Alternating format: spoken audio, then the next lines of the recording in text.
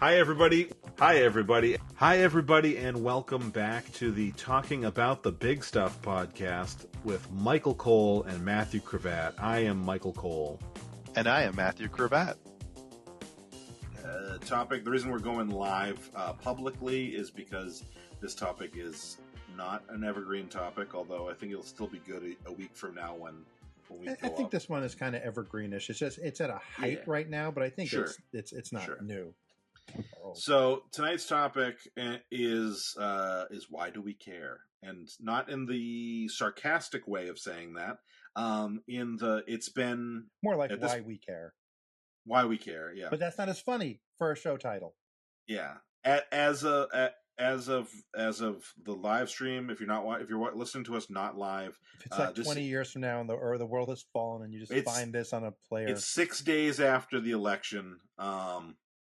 And we, in five-ish days after we found out that President Trump is going to be president again. And as is probably most of the left-leaning world, U.S., we are upset. And I don't know, I've talked to you guys a little bit through text. I haven't really gotten your tone of voice or anything, so I don't know. But, like, I have been a pretty doomer, pretty down and yeah. So we started with my wife telling me to reach out to my friend Raphael Hébert, who is in charge of the Canadian business of my company, to see if I can get a job in Canada because she wants to uproot. Oh yeah. But we went away for the weekend, went to the Outer Banks. We had a delightful time in the Outer Banks. Hey, visit Brooklyn Boy Food Reviews for a review of one of the restaurants we went to in the Outer Banks. And we moved, we cycled through stages and got to okay, let's get back home and get back to work. We need to fight a holding battle now to keep things as good. We went from despair and we need to abandon all hope to we need to triple down and fight even harder. As hard as my family fights, and as much as we volunteer, we need to do more. I had a different cycle with a similar conclusion. I know you're on your cycle, Michael. We've discussed this earlier today. Yeah. I don't think at any point did I this past week did I genuinely consider like leaving the country. I'm in a different boat than you and your family are. You're not a naturalized citizen. You don't know what it feels like. I don't even know why you care. But I ultimately I think that I've never ever in my life, every time I've expressed this thought, I've never worded it well, so I apologize for what's about to come out of my mouth. I think as a white guy, straight white guy who is, I have presumably straight white family members in my household, it's incumbent on me to stick around and do what I can, because I'm not the person who's going to be in the most deep shit. So I got to vote. I got to wield the power that you have. Exactly. In a responsible, thoughtful way. As for the topic, and the reason why I wanted to talk about it this way is because as I've been in that kind of doomer, circle in the drain mentality, some people have tried to console me. People that are on the left as well, who voted and aren't quite understanding the way that I am expressing my being upset. How hard it has hit you. Yeah. How worried you are. And one of the things that keeps getting said to me is, like, how much does the president actually affect your life? How much is this going to affect you? And that's an ironic thing to say after President Trump disbanded the pandemic response team. Yeah, there are ways in which it will affect me as a white guy. That's not but also, like, there's a lot of things that it doesn't have to affect me to be important and for me to care about. When I remember being 20, we'll say 23. God, I wish I remembered that far back. And I had that was only 17 years ago for me. I had a friend who didn't understand why I liked rap music, and he goes, "That music's not for you." And I was like, "You don't have to, like, in order to care about or enjoy or whatever, you don't have to be part of the group. You have to have the ability to empathize. Empathy is an important thing, and conservatives don't have it. It's important to say that I would be willing to bet that particular friend, because I haven't talked to him in 10 years, just not because of any reason, just because we faded away. I would be willing to bet that he voted for Trump. But like, so I've been getting a lot of that this past week. And another thing that I'm sure you've seen, and I know I've seen a ton of it, and that also kind of rolls into this, is lots of this idea of it shouldn't matter who I voted for, we could still be friends posts. There's like all kinds of different variants on it, and that like that speaks to the fact that some people don't get that this is not the Dodgers versus the Yankees, or what you were talking about earlier with Alex. Like, this isn't a sports thing. Like, this isn't a like. Well, I it's have not. a strong opinion, but it doesn't matter what It's happens. not to even you. a politics thing. This is Yeah. not Obama versus McCain. It's not Romney. It's not even W, who started wars for no reason. This is about a felon who is maybe technically by New York laws, but in other states he'd be a felon by now, and someone who's been found guilty of 34 counts of forgery, someone who we all saw incite an insurrection, an attack on the Capitol, an attack on America itself, someone who has been adjudicated liable for sexual assault. Tell every woman who's been sexually assaulted who you know, if you voted for Trump, I voted for a person who could have assaulted you, and I don't care because I might save $2 or $3 on my taxes, and it's worth having a sexual assaulter escape punishment so that I can get tax saved. Yeah. It's different than every other time. The fact that he wants to suspend birthright citizenship so he can get more people out of the country. The fact that he has put Stephen Miller he's already said he's going to be in charge of policy, and that's the person who was in charge of immigration previously, who wants to deport everyone. He's the one who wrote the immigration policy for 2025 for Project 2025. Oh no, I never heard of Project 2025. Yeah. I want to stop you for a second. This is different. This is about ethics and morality and decency, not about not about tax law. I agree with all the things you just said, but they aren't what has motivated my particular downward spiral. So I'll explain why. So like, bring me down, Mike. Make me feel worse. Go ahead. I personally think that there are a lot of people who think all politicians are bad people. So the idea, I think that's why a lot of Trump's verifiably bad person things don't stick the same way. Because you are talking, did he sexually assault someone? Almost certainly. Like, there's all like he was adjudicated liable for that. But if you are a person who's like, but all politicians are terrible and all people who want to be president are probably like sociopaths, then it's easy to write that out of the way. And I think that there are situations in which like I could see the left being like, well, on every policy they're better, and you know, even though they're morally the worst person, I think I could 100% could see us doing that in certain circumstances. So that's why that hasn't been the thing that's affected me. The thing that's affected me is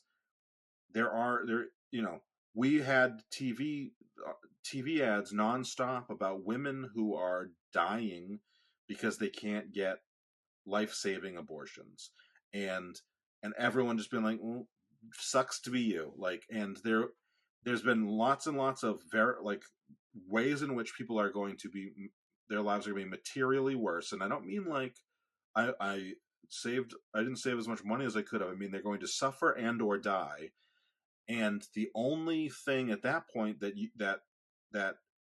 and I don't think he actually has it, but this is the mentality that they use, is gas prices are going to be lower, egg prices are going to be lower, like all these things that they've convinced themselves of, and they said, I would rather pay less money in gas than give a single shit about a woman dying from an ectopic pregnancy. With the irony of that, they claim to be conservatives and they believe in laissez-faire, and the government not telling businesses how to act. So how would government bring down prices when the prices are inflated because people are making record profits, not because of anything governmental? It's because they're allowed to charge whatever they want.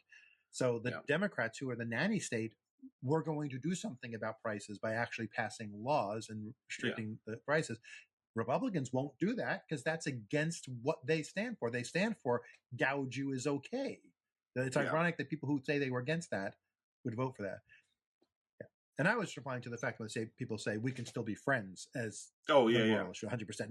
Not the worst things about Trump being elected, because you're I 100% I agree. I'm having I had a hard time. I'm starting to get there a little bit mentally, but I'm having a hard time being able to square the circle of you voted to have lower gas prices over people's rights. And I don't know why because I've had the Walmart argument, I've had the Chick-fil-A argument for decades. I've had the Walmart argument about like I don't shop there because they treat people badly.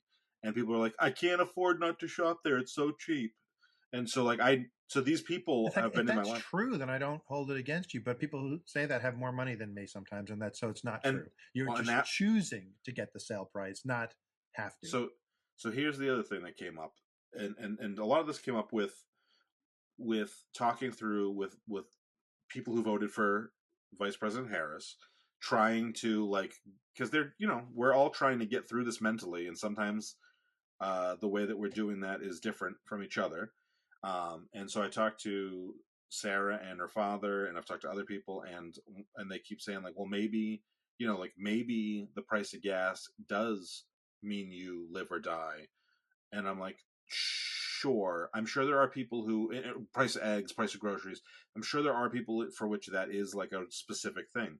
None of the people that I know that are talking about like we could still be friends just because I voted differently than you. None of them would actually face any kind of material Anything more hardship. than inconvenience. Right. It is. It is literally. I mean, I'm sure it might mean that you don't get to go on a vacation, or you don't get to buy a new TV, or like there are things in which it might affect you.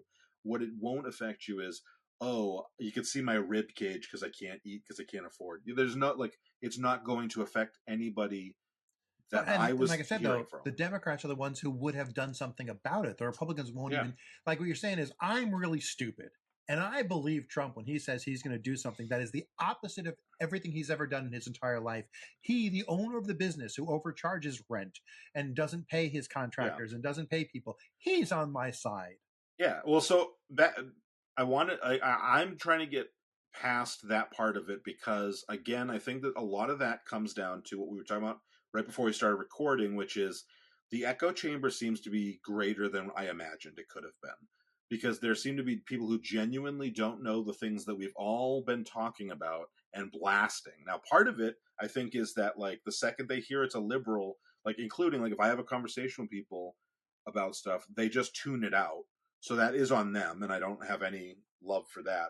But I think that there's genuinely such a bad echo chamber that the idea that he is bad at the economy, I think they genuinely don't know that. I think that the fact that he is a bad business person, and like they say like, oh, if you bring up the bankruptcies, people believe that is a good, like a Every decent. business he's ever had, except for real estate, which anyone can do if you're rich enough to do it, Yeah, he has failed at every business, including yeah, casinos. but like Casinos he failed at. but I think that the echo chamber is just so. And I'm really not trying to make excuses. I am just trying to say like, what are the things that even despite the echo chamber, despite all these things, should have led you in the right direction? And for me, those things are human suffering, price of gas. Yeah, because even the things that he said he was going to do were crazy, stupid, or evil. Like Yeah, if you had to vote for him and not be crazy, stupid, or evil yourself, you had to literally not see him talk once during the election cycle. You had to literally say, I want to vote for him because, and I know people do. I know people are like, he's Republican, I'm voting for him. And they don't watch anything political. They just cast their ballot. But yeah. I mean, it's, but the issue here though, is not who voted for him. Let's not rehash that again, because we'll never know the reasons people Yeah, voted. yeah. We'll never know the reasons people didn't vote for the same candidate. But the issue of people on the right not understanding why people on the left care, even when they're not the first person on the chopping block. Yeah. I And actually, so so I'm reeling us back into that. yeah. So I was last night, was it? Maybe it was 2 days ago. I'm losing track of time. Sorry. I was having a conversation with Sarah and her father. Again, I believe that they both voted for Harris. I didn't see the ballots, but I believe that they did. And I don't want to like out people, but especially in these times. We were having a conversation, and and one of the, and little things came up, and like the trans issue came up. And because there's a lot of analysts saying that we went too woke, and the trans issue is why we lost and I'm not trying to rehash that. What I'm trying to do is lead somewhere. I'm going to say that's an example of how good the Republicans are at politics, because all those issues are things they made issues. They attack people. Oh yeah. The Democrats defend them, and then they say, "Look, all the Democrats care about is this issue, which they started." Yeah. So at one point, the conversation led to, well, they're saying that we lost because we went woke, and there's we wouldn't let go of the trans issue. And I'm like, first of all, how many times did Harris or Walz mention trans people? And that's a genuine question, because I didn't hear them mention it once, unless they were asked. Yeah. Unless they were asked. Or when they were saying they're not performing surgeries in public schools. I think they said right. Only responses. It was only responses. Yeah. So like the responses aren't, to me, that's not bringing up a topic. So first of all, and I don't want to say like I don't want to argue that I'm not sure if we're doing enough or not, but we're definitely not doing too much for the trans community. That anyone that's making that argument is literally insane. So that was the first thing that came up. Or just hates trans people, so thinks anything is too much. Yeah. So then, and so one of the things that came up, which I think is like a Bill Maher talking point, which is like, well, how many trans people are there? How much of their lives how many people does this affect? How many people does this potentially cause danger to? And my answer was like, I don't give a shit how many people. One or more, and that's a good enough answer. And I said like, because if you had to choose between two groups of people, like if there's some reason why you had to choose, then maybe numbers come into it. But we're not choosing. It's just trans people existing. Like it's not trans people or right. But that entire all the woke issues are issues that the Republicans chose to make it. I mean, it was a political choice. They said, let's make this an issue because we can't win on policy, because our policies suck. We can't win on humanity because our humanity sucks. Let's create a boogeyman. And first, it was CRT, then it's trans, it's DEI, it's anything they can say that their voters don't know anything about because they're uninformed people. And then because you have to respond to it, they get to then say, it's all the Democrats care about are these three issues that the Republicans are the ones who brought up the issue. Yeah. So when it comes down to the, how many trans people are there, my answer was, I don't care.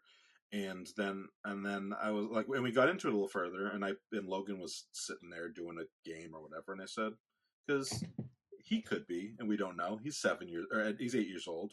I said, this person could, this kid could be, this kid could be. Like, we don't know who is and who isn't. That's part of it. Because unfortunately, sometimes you have to make it personal. Otherwise, it's too hypothetical and people don't get it. And it worked. And it was a constructive conversation among, like, I on the drive back, Sarah asked me because she couldn't, sometimes I'm loud in those because we're talking loudly, not because I'm upset. And so Sarah and I on the ride home from her father's house was like, were you okay? I'm like, yeah. I said, no, like he is, your dad is perfect. He is exactly what I want to be on the opposite side of the aisle. Is a moderate liberal, and I am a progressive liberal. Like that sounds great. The other like, side of the aisle, moderate liberal.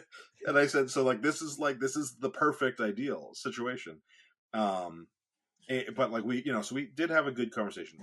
Then today, when I had texted you and Alex when I was getting lunch with Logan, because Logan was off for Veterans Day, and Logan saw the conversation a little bit, and he goes, "I don't think you should do politics on your podcast." And I was like, and we're driving around, and I'm like, "Why?" And he said, "Well, because like." First of all, he said that we could get assassinated, which is crazy. Accurate. Yeah. It's not. If we had any kind of following whatsoever, then we're last on the list. We might be on the list, but we'll be last on the list. Yeah. We have one concurrent viewer right now, and I'm pretty sure it's our producer. And it's Stephen Miller. But so he said that, and then he said, well, your family watches the podcast, don't they? And I said, I am almost positive nobody in my family watches the podcast. and I said, but it doesn't matter. And he goes, well, they'll find out that you voted for Kamala. And I said, nobody in my family thinks that I did not vote for Kamala. Nobody. And I realize it's because whenever we have family come over or we see family, I say, hey, let's try not to talk about politics to him. And so I had to explain to him. I said, like, I'm not hiding it. I just don't want to have a fight every time they come over. I said, they know where I stand and I know where they stand, and there is no reason for us to talk about it because they won't change my mind because I believe what I believe, and I won't change their mind because they won't listen. And I said, so there is no reason to have the conversation except that it can start fights. So like I said, when I say that to you, it's because I don't want us to have a bad day when we're doing it, not because I don't want you outing me. Like, I'm not worried about being outed. There's, like, everyone in my family is aware that I am the liberal of the family. I'm like the only one that's out in certain parts of my family. So, but I thought it was cute that he was worried about that, and I was like, don't worry. But yeah, so I find myself thinking of when my wife was supporting Hillary Clinton a long, long time ago. I don't even think it was 2016. I think it was like primary in 2000 eight, like leading up to 2008, I think. And she worked in pharma and she worked with a lot of Republicans. And she's going on, they were going on their Republican bent, and she's talking about being for Clinton. And someone asked her, I don't understand.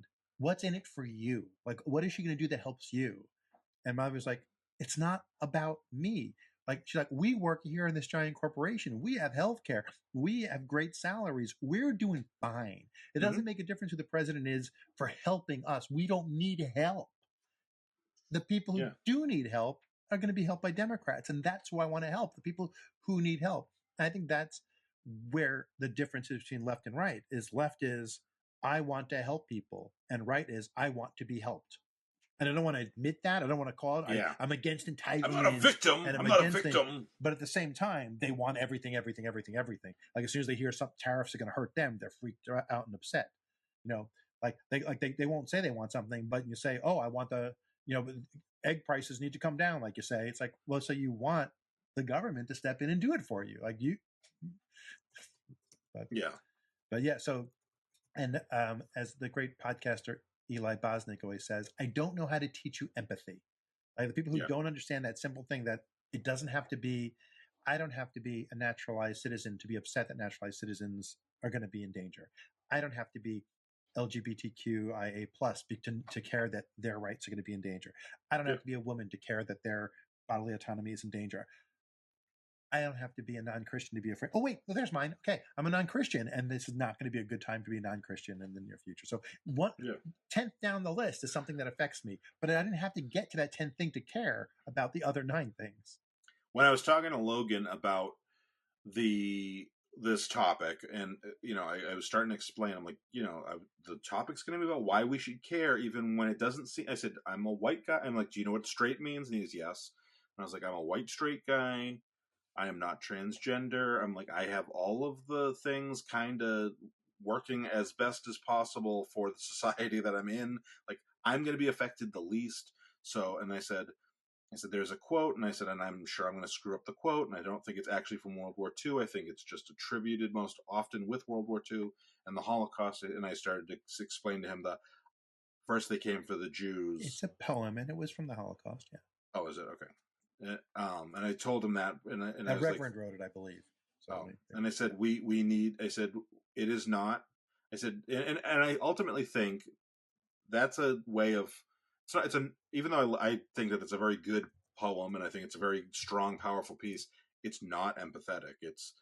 It is purely like logical in its like sense of eventually this is coming back to me, but at the same time, sometimes we have to be that way with people. In order to get them on the right side of things, be like, this is gonna fuck you eventually. This isn't just gonna fuck everybody else. This is gonna fuck you.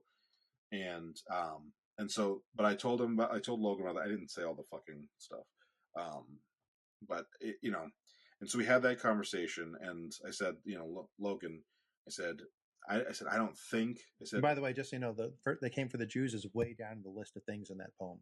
It's like it starts with like communists and trade unions and all. It's I a said, long I knew time. communists was on there. I It's a couldn't. long time before he gets the Jews as being the things that concerned him. And I think the guy who wrote it was like a pro-Nazi person up until Hitler took power, and he realized, oh shit, this is really happening, and that's when he changed up. Yeah. So I told I like the new version of it. First they came for the LGBTQ community, and I stood up because I know the rest of the fucking poem. Yeah. But I told Logan, I was talking, I said, as far as I can tell, you are not going to be trans. I said, like, you're a very boyish boy, so I don't think that's a direction you're heading in.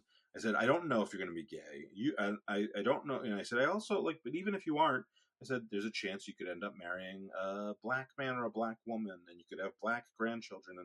And do I want to be 30 years down the road from now with black grandchildren being like, back to the guy who was okay with fucking over black people? And I said, there are times in history where we've kind of made excuses and been like, well, it was a different time, but it's not really right now.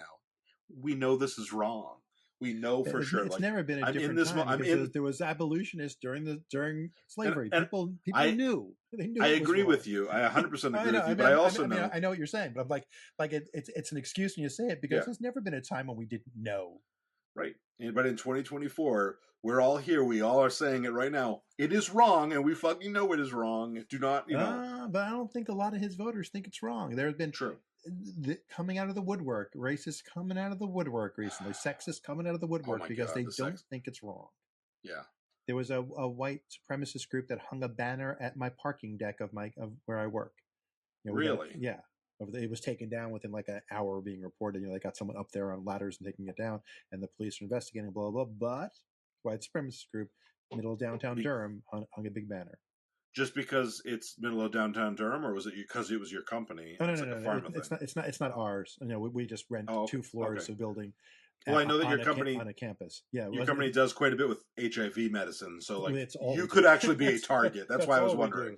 No, yeah. It was just because it's downtown Durham. They probably don't even know we're there or what we do. Yeah, it was just because it's the middle of downtown Durham. But it's the parking deck that I park in. Like it was on the parking deck that I park in. Be facing the highway so it can be seen from the highway. If my building was 2 buildings over, I would park in the other parking deck. They picked the one that faced the highway. So they put it on your parking deck. Why do you give a shit? I wasn't even there that day. I was at the Outer Banks. I wasn't even there. Oh, okay. Right. Why do I give a shit? I wasn't even there. Yeah. It's not like white supremacists would ever come after a Jewish atheist. No, not at all. Jtheist, by the way. We prefer Jtheist. Jtheist? I like it. I like to think of myself as a... No, I got nothing. I was hoping something would come to me quickly. Recovering Catholic. I hate recovering Catholic. I don't know. I don't like that term. I'm more... I don't know. On my slides for when we have speakers and stuff, and I do the preamble, I have, if you consider yourself an X and then in brackets, insert religion here, Oh, yeah. Like if you're an atheist, an agnostic, a humanist, a secularist, a free thinker, X, insert religion here. You have found your people. Yeah. What's been really interesting with Logan, and you're gonna... You mentioned something in the text chain about an hour or two ago that you'll probably bring up again, which... so Logan has been, in school for 3 or 4 days since the election, and he was like telling us like, oh yeah, blah blah blah wants to vote for Trump. He thinks Trump's the best, and then blah blah blah is voting for Kamala. Although Logan doesn't say Kamala correctly, but I'm not going to correct him every time. He's not saying it to be a jerk, It's tough because the Muslim pronunciation is Kamala, and you see that more often in popular culture because it's usually like a Pakistani name, or you see it more than a Hindu name. Yeah, Miss Marvel, big one. Yeah. But he, he was saying like, oh, that person, and then he says what sounded to me like a very Indian name. He's pro-Trump, and I said, blah blah's pro. I don't remember what the name was, but I was like, blah blah's pro-Trump, and he goes, yeah. And I was like, what does he look like? What does he look like? And Logan's like, Logan's like, he's Indian. Why? And I was like, I'm just curious. asking my kids are one of my kids when they was like kindergarten was saying someone's name that was obviously an ethnic name, but I didn't know what it was. So I was curious, and I'm like, I don't want to raise my kid to think it's important, but I'm curious. So I was like, well, what does so and so look like? Because I don't know, he's kind of toasty looking. And I'm like, oh, it still doesn't help me. What show him that thing of a perfect doneness for toast. Which piece of toast? Yeah, the color chart with the burnt toast to the lightly. But no, but he's the only reason I asked is because he said they were supporting Trump, and I was like, well, but to be fair, there's a lot of there. If you're a kid on YouTube, you're getting like Logan got more political ads than Sarah or I did the entire cycle because he's on YouTube watching stuff on YouTube, and like we monitor what he's watching, but we'll also like he'll be watching something that's completely appropriate for him, and then it'll cut, and we'll hear Mark Robinson wants abortion in 0 circumstances, and like in the Bluey, and then it's like abortion, and so like it was a pretty intense ad cycle. So there is a chance that kids are susceptible to political ads despite what their family thinks. And also, none of the political ads that I saw were like Donald Trump hates Indian people. So like there's a potential that that kid's parents are not talking to him about politics and he's seeing it somewhere else. But it was interesting to me that a very Indian sounding name was like he's pro Trump, and I was like, oh. Now, what you said, what you mentioned about the early voting. Yeah, so my wife was working the polls with the North Carolina Asian Americans Together group, NCAAT. All the Trump people who were greeting were Asian Americans, and some with accents that that were not Southern accents, like they were, if they're citizens, they're naturalized citizens. And she was like dumbfounded, but like 35% of the Indian American vote went to Trump. So like 1 out of 3 Indians voted for him. And I mean, and most of them were saying money was the reason. Like, and they got because obviously they weren't going to say it was something other than that, because you don't admit to it, even if it was like, well, we hate women and we want, they're not going to say it out loud usually, not to an Asian woman at least. Like she was horrified. She's like, don't you realize that if he starts cracking down on immigration, like if you have family members who aren't American, he may just revoke their visas. Not saying they're here illegally, but they may just revoke visas because he doesn't want them here having jobs. Like people, and he wants to get rid of naturalization. And I'm sure India's not at the top of his list, but it's on the list somewhere. He's going to get to you eventually, Yeah, the woman. So there was when we went to early vote, there was a guy. It was funny. It was funny because the guy looked like he would be 100% what you'd expect from a Trump supporter, and he's like voting Democrat, and he had like the stack of Democrat like cheat sheet things, and we're like, yeah. And so he gave Sarah and I each one, and then we walked like 10 feet, and there was an Asian woman with an accent who was like Republican, and we were like, no thanks. And she had, like I said, she had an accent, and I don't know how to word what I'm about to say. It's going to sound terrible. She was what I would consider like. I am aware that Indian people are Asian, but I don't know that racists are. So she is like more of what we would consider like a racist would be able to identify this woman as Asian, right? You know what I'm saying? Anyway, I do know what you're saying. Saying more like a Southeast Asian, sure, exactly. Asian. Yeah, and so I wanted to be like, because I don't know, I haven't heard Trump say anything about Indians specifically, and there has not been a lot. There was a little bit one point a couple months ago, but like during the pandemic, he was very specifically anti Chinese Asian, and I don't know what this woman was, but there was a chance she was Chinese. There was no chance she was Indian. Well, but also like, let's say, I'm going to say randomly, let's say she was, Vietnamese. Let's say she was, and she hated Chinese people because of the Vietnamese War, right? The Vietnam War, right? But to think that, but he's not going to be against me. He'll be against them. He only hates, like, he cares where the borders are. Borders are. Yeah. No, I hate that. By the way, I hate when Democrats do this, especially when let's name a position after the king of Russia who used to randomly kill Jews for fun. Like, that's a good name to be a nickname for people who are in charge of departments. Yeah. Bizarre. Right. It will fit this new administration. Yeah. But Yeah. So it's but it's a different thing. yeah. Where the things he wants to do are not political; they're just evil. Yeah. And people either just didn't see it, didn't want to see it, and they don't like. Then and if they're finding out now when the people are saying I don't want to talk to you anymore, and they're like, but why? And it's the first time they're listening to the reason. It's a little late, but maybe they can jump on board, change their mind, and help protest and help do something better next time. I'm not above restorative justice. Yeah. I don't want. I'd rather have nobody suffer than see them suffer to learn their lesson. Yeah. I'd rather have they learn their lesson from realizing they were wrong and fighting to improve things.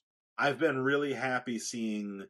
There's only 2 accounts that I can think of off the top of my head, but on Instagram, Walter Masterson, who we've talked about a little bit because he's amazing and he's so funny. He said he posted something the day after the election along the lines of, "I don't like you if you voted for Trump, but when he turns on you, I will not be like, I told you so. I will be like, how can I help you?" And it was a very strong message, and I liked it. Our tent is not sealed off. We want you to come join it. And then I saw today, and I will link these it's accounts. Your fault if you voted for if you did not vote for Harris. Everything that happens in the next 4 years is your fault. You share blame. I don't care if you voted for Stein, unless you couldn't vote. And again, anyone who was eligible to vote and chose not to vote for Harris, everything that happens, your fault. Any bad thing you see in the news, your fault. I don't care if you didn't see it coming. I don't care if you didn't believe it was coming. Your fault. You should have. Yeah. But restorative justice means you can make up for it. Start working on it. Not just because you say sorry, not good enough. Start volunteering. Start making it happen. Yeah. The other account that I saw today was, I want to say it's Feminist Fabulous, but I'll double check and I will add it into the show notes. Dub it in later. So I want to say it's the Feminist Fabulous. I'm pretty sure that's the Feminist Fabulous. I just feel like there might be like a random other thing in the account name, but she was saying the same thing of like I get that you voted a different way. If you need help, let us know. We will help you as things move forward. We need to it is, and I feel like that is an important thing we need right now, because unfortunately, one of the things that America is not great, well, one of the many things that America is not great at is like acknowledging when we were wrong, and we need to be as good about accepting when someone acknowledges it so that they will acknowledge it. Mm-hmm. And we need to be as helpful in that process, because like you just said, like if we get people who are like, oh yeah, I voted for this and then it affected me negatively, we as hard as it will be to, in some ways, like I posted something on the Talking About the Big Stuff account, which I kind of stand by, but it won't be specific to a person, which is anything bad that happens because anytime someone dies in the next 4 years because of Trump, I'll be posting that along with the gas price and be like, was this worth it? The gas price that day that it happens. But at the same time, we won't be doing that to individuals. If you need help, like that is what we need to be on board for. Alex is I don't know what's going on. It's getting freaky. So can I tell you a story? Can we do story time? Yeah, absolutely. Story time. So I think I mentioned earlier, I went to Outer Banks this weekend, Brooklyn Brothers Food Review for not the place to go, I would have thought, because last time we went, there was just Trump flags a flying everywhere. We saw some Trump. We saw some Harris signs too. Still up. People were wonderful and nice that we talked to. It was lovely, except for this story. This is the story though. So if you go check out Brooklyn Brothers Food Review, the video that launched this morning, November 11th, Monday, November 11th. I'll add it to the show notes. It is a video of, I'm just saying, the video is us at a seafood restaurant, and behind my daughter, she's sitting next to me when the camera is a wide shot and you can see her. Behind her, you see the back of an elderly gentleman, and I'm almost 60, so I say elderly, I mean older than me, with white hair. It's like Wilford Brimley, but no mustache, sitting behind us. And you can see when I'm wearing a lapel mic, so I'm not yelling to be heard, but I'm doing my review, and you can see him reacting as maybe he can hear, like he's stopping and he's kind of tilting his head back a little, like eavesdropping on what I'm saying. And we try not to be obnoxious in our review because, again, wearing lapel mics, so we're not yelling. But we're also having conversation, and we're a loud family. New York genes are in my kids. Yeah. So we're talking about different things, including politics during the course of the night, and all different topics. At the end of the evening, this guy and his wife are leaving at the same time we are. And I can't see it because they're behind me, but he stands up, put his jacket on, he turns and he looks at Madhavi and looks at Joseph is sitting next to her, and he's staring them down a little bit. And Madhavi is a little concerned. And then he starts to put his jacket on, but then he turns and looks again, and she can see he's thinking. Like he's debating, am I going to open my mouth and talk to these people or not? And she's thinking, what am I going to say back? Am I going to shut up and take it? Is Matthew going to punch him if he says something rude? What is about to happen? Because something's about to happen. And he turns and he goes, you know what I think? And we all tense. And this is the first time I realize he's even exists, is when he says that. I think that Robert, and we're all thinking, oh my God, he's an RFK Jr. freak. We have to listen to this guy say some fucking RFK Jr. shit. He goes, I think that Robert Downey Jr. will make a great Dr. Doom. And so he was responding to Joseph, telling me a meme that he saw about how he might be Dr. Doom, and me saying what I think he might be doing. I think he'll just be doing a voiceover, and someone else will be doing it, like David Prowse, doing Vader kind of thing. But this guy just, the whole night, was probably dying to turn around and join our Marvel Comics conversation. Amazing. It was amazing. So great. It was great. It was a great, assume positive intent. Maybe the person you think is going to give you political shit and like brain worms is actually just a comic geek. That's as we go into Thanksgiving and Christmas, that's what I'm gonna every time my family thinks I'm gonna go off on a tirade, I'm gonna be like, I really think that we need to talk about the president. Is he really a Red Hulk? Are we really doing this right now? Is he intentionally changed, or is it done to him? Yeah. I'm in a big Harrison Ford mode right now. You gotta watch Working Girl. I do need to watch it. I've been watching Shrinking, which I recommend. And last night we watched Temple of Doom. Which I know is not considered the best, but it's not the worst either. Harrison Ford might be the best in it of all of them, though. Because Indy is not a particularly empathetic character, and he is at his best. I honestly think that Indy might be Short Round, huh? Well, and also even when they get to the Indian village at the beginning of the movie, and Willie is just being a pain in the ass, which I know that I would be the same way if presented with that food. I'd be like, oh fuck. With any kind of... First of all, as married to an Indian, the food they eat in that movie, in the village, they're eating just peasant food because they're dying and there's a drought. So that is what it is. But what they eat in the castle is, completely racist jokes. It's not real at all. It's not true. They're vegetarians. They don't eat snakes and bugs. But let me tell you a story. My asshole ex-brother-in-law, my Madhavi's sister's ex-husband, when he used to bring American friends over to their house, and my sister-in-law would make tandoori chicken, or not true tandoori because she didn't have a tandoori oven, but a basic tandoori chicken style chicken, and it's in a red sauce. He would tell them it's monkey brains and not tell them it's chicken. Was he Indian? Or was he? Oh yeah. He was. Okay. But he would, that's kind of funny. I mean, it's fine that he did it. But I'm saying he used to do it as a joke to his white friends. As long as he wasn't being racist to his wife. No. He was doing it as flying it, and fine that he said it. But that's what I'm saying. It sucks. Except it was really funny that my brother-in-law got to do that joke. Yeah. But my wife had to go through, being in middle school at the time, everyone saying, "You eat monkey brains? You eat bugs?" Yeah. Every kid, especially here in North Carolina, where she was the only Indian any of them knew at the time. It was before RTP brought in people from all around the world the way it is now. She got so much racist shit because of that movie. And I just thought it was a shitty movie because it was a shitty movie to me. I remember walking out of the movie, and again, I'm older than you, so I saw it in the theaters. I was born 4 months after that movie came out, so I didn't see it in theaters. Me and my friends saw it, right? And I think with our younger brothers, so me and my friend Jack, and then Jeremy and his friend David, who's Jack's younger brother, we walk out and we're walking to the car, right? And we're just talking about how great the movie was. It was so cool. And about halfway through the parking lot, we're like, wait a second. Nothing happened in it. That movie kind of sucked. It was just nonstop action and funny. So it was really fun blockbuster.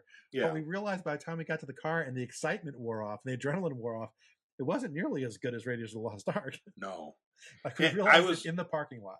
there are moments, there are things in there that are great. It's very I think enjoyable. It's just not a great film. the opening up until it becomes slapstick is great. Like the corks pop 30 seconds in. no, but like the corks popping, and then you see the guy get shot, and like that whole scene is tense. It's well done, and then it gets slapstick. Cafe Obi-Wan. Yeah, in Cafe Obi-Wan. But what I was starting to say was that Indy in that scene when they're with an Oscar-winning sidekick of Ki Kwan, who's awesome in it. Also, he's great in it. Logan was like, he's awesome. I'm like, that's why I wanted you to watch Oscar it. Winner, future Oscar winner there. The only Oscar winner in the cast. But anyway, but Indy, except for the director in the cast. Yeah. But Indy is when they're sitting there in the Indian village, and he is so compassionate in a way that we don't see, because he's also not dealing with Nazis, and like he has a moment to be those things that he doesn't get in the other circumstances. As the hero, he is very much not a racist, and not even in the way that would have been acceptable in the 80s when or the 20s when it takes place. Which makes sense for his character, that he's someone who is unearthing antiquities because he loves these different cultures. It would be.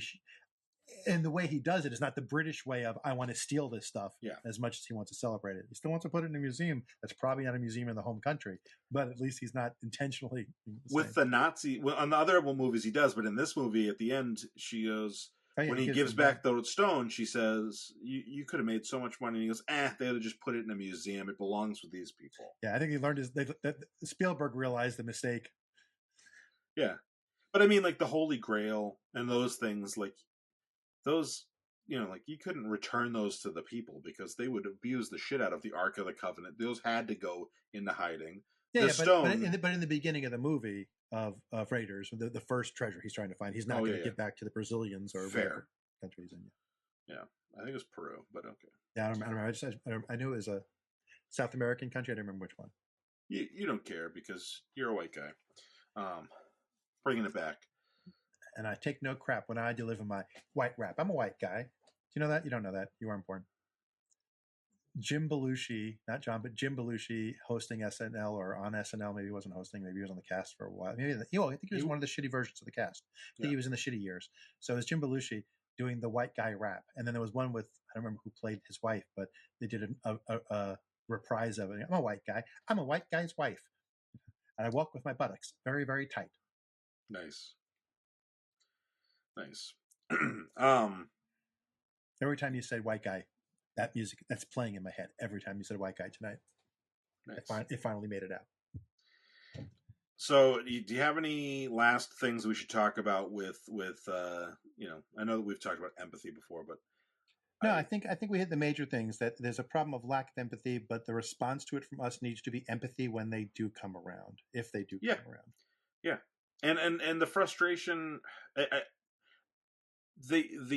My wanting at the same time, my wife is wants to get a license to conceal carry a taser because she's never going to touch a gun.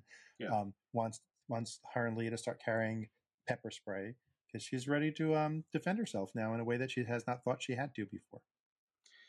I don't blame her. I don't blame her at all, and it's sad, but I hope that they are able to make themselves feel comfortable. But yeah, one thing I wanted to add to was that when it comes to empathy, when some people realize, not everyone's going to realize, that this was a mistake. And I say that because I know that like my father-in-law was like, oh, they'll all realize soon enough. I'm like, no, they won't, because but if they do, they won't remember it a year later. Well, there's still people in my family that think Nixon was amazing and wish that he had finished his term. So, like, there is no... he did nothing wrong compared to Trump, too. That's the thing. It's compared to Trump? Yeah. No, and I understand that. But at the same time, it's like if we're 50 years removed, like, sometimes you think, oh, it's just because we're in it and there's no hindsight. But then sometimes you're like, no, there isn't going to be enough. But there will be people who will Because you realize can that, tell those people that if Nixon were in office today, they would be calling him a filthy liberal socialist. yeah, He true, started the EPA. true. And he's a Quaker. um, but they, they need to, like, when people come around, we need to be as helpful as possible, even if it's just for self-preservation of society.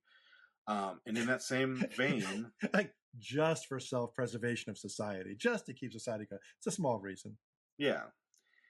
But in the same vein, we need to, or no, we don't need to. As somebody who has less direct danger to them in this situation, if I write off all the people that in my life that voted for Trump, uh, then that it closes the echo chamber even more, and I worry about that. Like, I don't think it's no trans person's job or person of color's job to, like, befriend racists, or but, like, at the same time, we, as a progressive who has the least amount of danger, it is my job to keep presenting To at the the very idea. least, amplify those voices and get them to the people Yeah, who wouldn't otherwise hear them.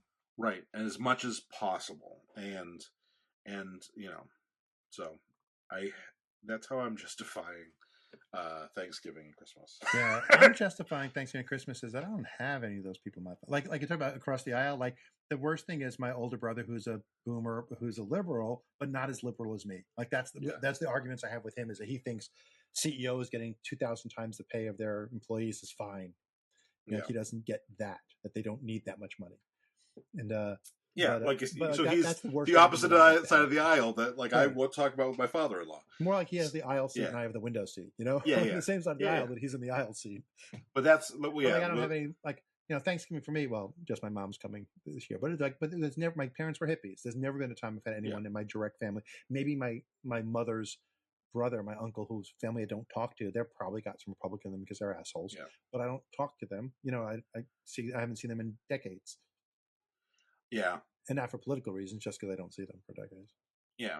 It's only I my mother's twin posted, brother. It's not like we're close.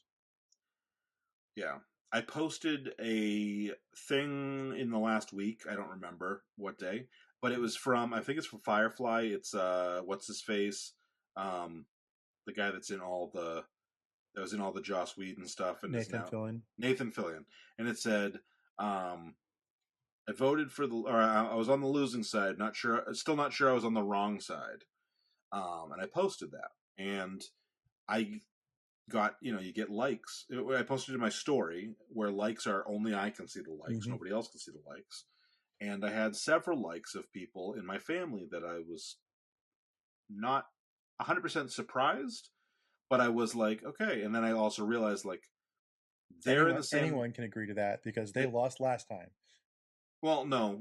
I'm pretty sure that these people all voted for Harris. Oh, okay. But I also know that they're not, like, out liberals in the family, and so I was like, okay, that's another reason. Is that, but like, that meme works for almost any topic that you're on the losing side of. Like, it Trumpers does. in 2020 were probably saying that.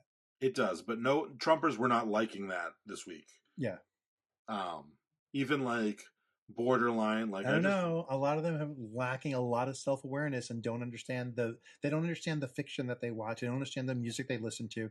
Whenever they're confronted with the fact that, why is this comic book being liberal and having political things? Comics don't do that. What the fuck are you talking about? Comics. Why is Star Trek going woke? Yeah, exactly. It's like they're so oblivious. Why is Rage Against the Machine against conservatives? Like, what machine do you think they're fucking raging against, asshole? Like, it's literally what the name is. Yeah. I will also be sharing. I don't know if I did it or not, but they found my friend Pat, who was a guest on the podcast a couple times, once with you, once before you, and he posted something about 10 books that are important reads that are right now available for free. I will post that on our Instagram account. I think by the time this goes up, it won't be free anymore, but I'll post it on Instagram because they're, like, good books about organizing and trying, doing things the right way, getting I hopefully. think we should post books about orgasming because that would really be useful right now to release some stress. Well, I was actually thinking that maybe if you and Alex were down for it, that we could start one of I'm those. I'm a little worried where this is going. One of those podcast book clubs, and we could do something like that. God, now I don't have time to read, let alone talk about what I read. Okay, that's like a chapter a month would be like. Oh, yeah, I probably could read faster than you, but still. We'll see. No offense, I'm just saying. I've read a lot of books in the last 6 weeks because I haven't been working. I guess you have 8 hours to do it. All right. So with that, do you have any? Oh, let's start. Hey, I know this is not our normal night. The reason it's not our normal night is tomorrow, Brooklyn Brothers Food Review is going to try to eat a 28-inch pizza, just two of us, in an hour. We will probably fail in that attempt, but we're going to be filming that. So that's Speaking why of diarrhea, recording tonight. So if you're watching us on this live stream that we don't always make live, but it's live right now, then hey, like this video. If you're watching us later on this video, still like this video. Subscribe to the channel.